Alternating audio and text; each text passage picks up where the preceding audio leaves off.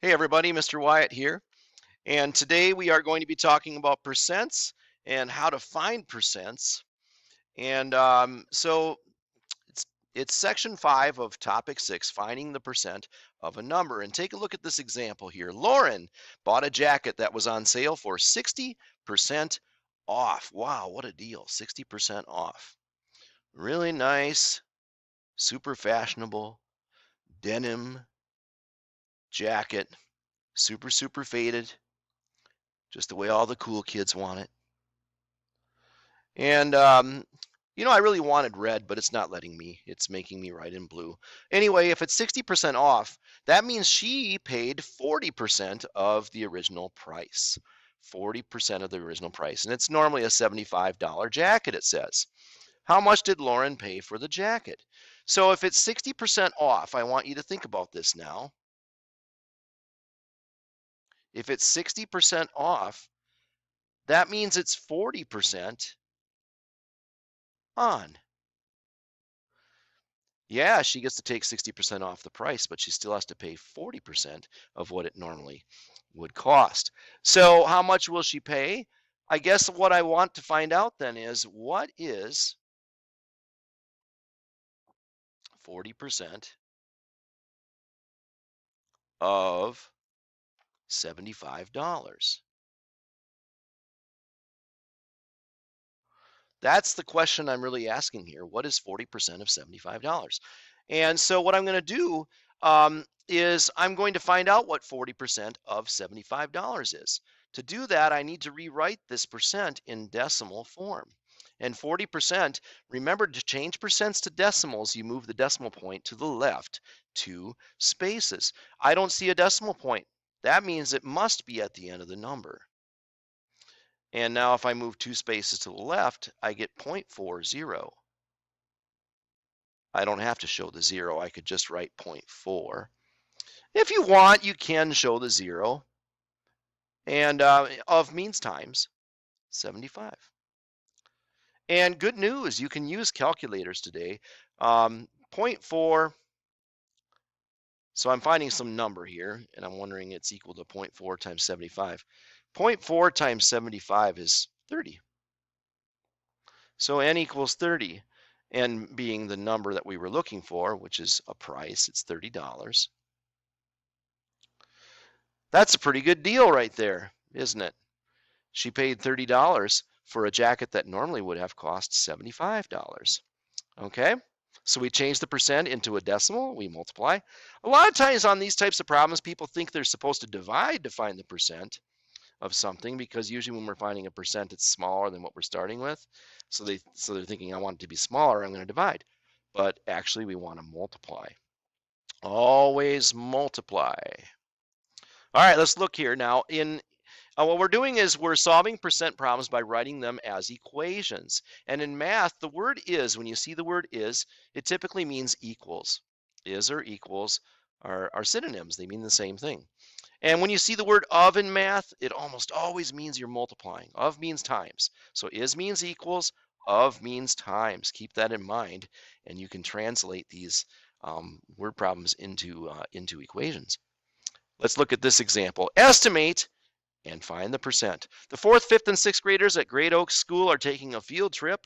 Of the 575 students attending the field trip, how many are 6th graders? And we have this nice circle graph over here. And 6th graders is the pink section. 36% of them are 6th graders. So we want to find out what 36% of 575 students would be. We can do some estimating. We talked about benchmark fractions, and 36% is really close to 33 and a third percent. It's very close to 1/3. And if you look over here, you can see 36% is close to 33 and a third percent, or 1/3. 575 is approximately 600. There's that squiggly equal sign, by the way, for an estimate or an approximate value. And so I have the percents on the bottom here. Here's 100%, and it is split into thirds. We have 1/3 here, 2/3 would be here, 3/3 here. That's pretty convenient because 600 is easy to split into thirds. Here's 0, then you have 200. Right here would be 400 and then 600. But the 1/3 benchmark fraction matches up with 200. There should be around 200 or about 200 sixth graders who went on this field trip. So let's find the exact answer and see if that's what we get. To solve this, we can use the decimal form of the percent to find 36% of 575. I'll show that up here. Now, 36% as a decimal is 0.36. Remember, to change percents into decimals, you move the decimal point to the left 2 spaces. I don't see a decimal point, so it must be at the end of the number. And when we move 2 spaces to the left, well, now it's in front of the 3. We have 0.36. Of means times 575. Okay? So all I have to do is take 0.36 times 575. You may use a calculator. I have mine right here. Pretty fancy one too, isn't it? And I'll do 0.36 times 575 equals 207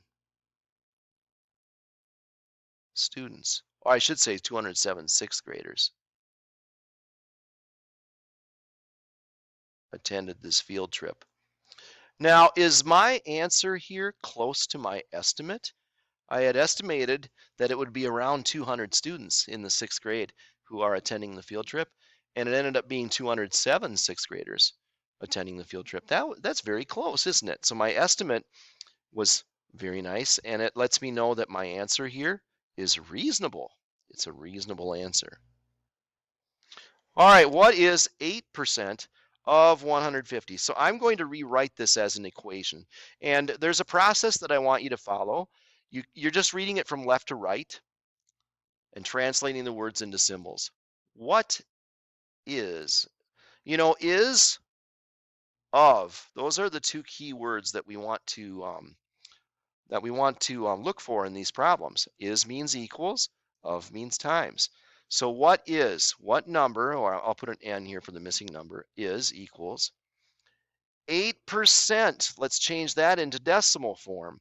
I don't see a decimal point, which means it has to be at the end of the number. If you move that decimal point left 2 spaces, 1 space gets you in front of the 8. If you go a second space, you need to fill that with a 0. So we have 0.08, 8 hundredths, as our decimal value of 8%. And then of course, means times 150 in this case. So to solve this, all we have to do is multiply 0.08 times 150. And that would be 12. Again, you can use a calculator to do this. So yeah, n does equal 12 in this case. Is that answer reasonable? If you were estimating, 8% isn't far from 10%, is it? And 10% of 150 would be 15. 10% of something, just move the decimal left 1 space. 12 is reasonably close to 15, a little less than that, but 8% was a little less than 10%, wasn't it? All right, what is 72.5% of 60? Boy, oh boy, this is close to 75%, isn't it? Which is 3/4.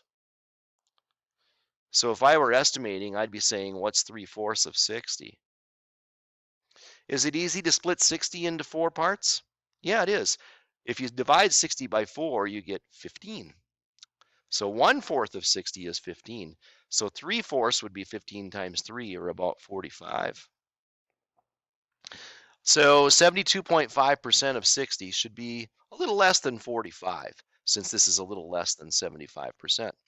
So let's translate these words into symbols. My key words is, that means equals, of, that means times.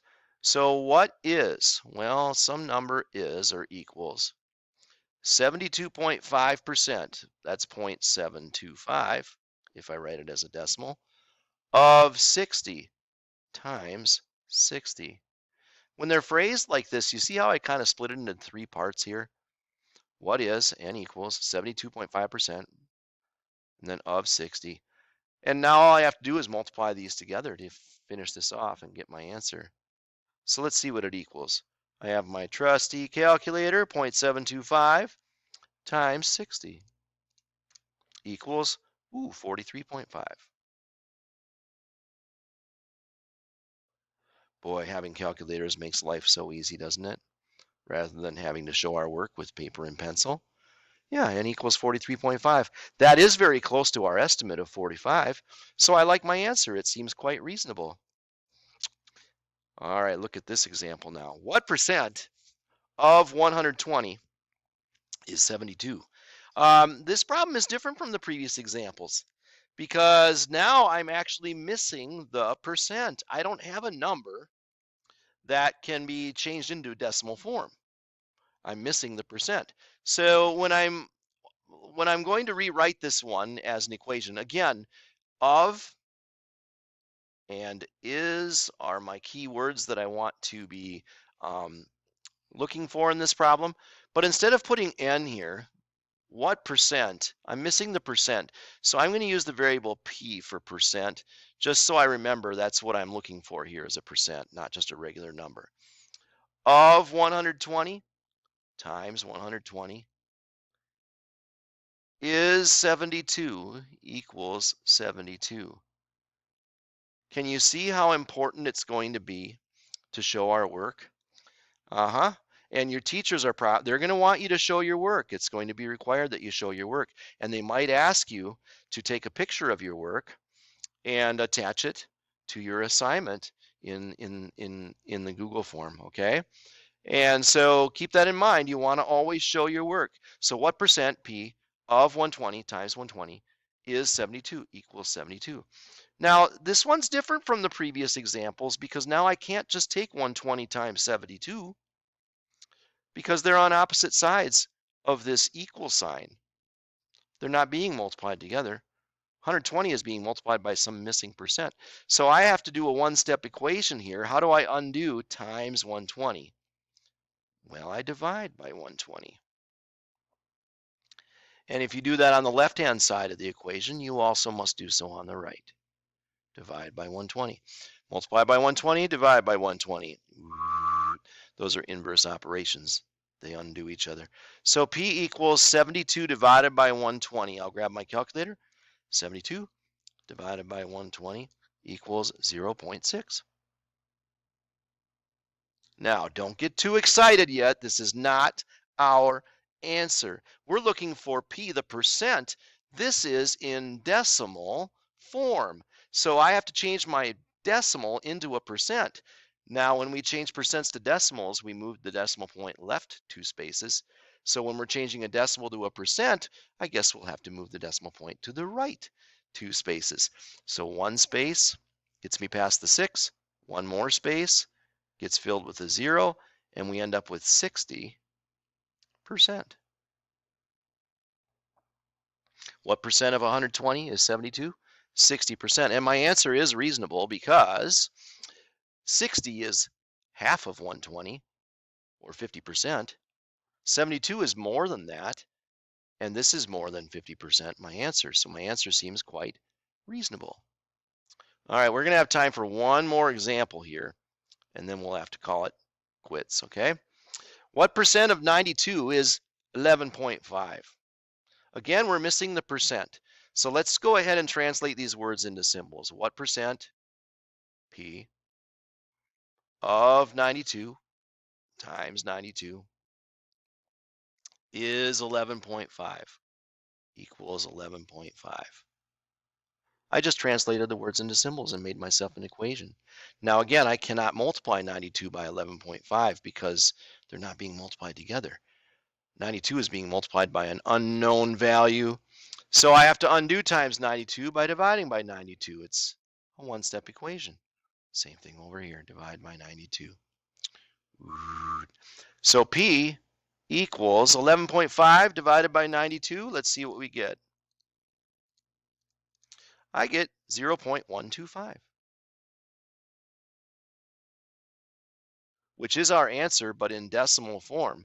Now we have to convert it to a percent by moving the decimal point right 2 spaces, and we get 12.5%.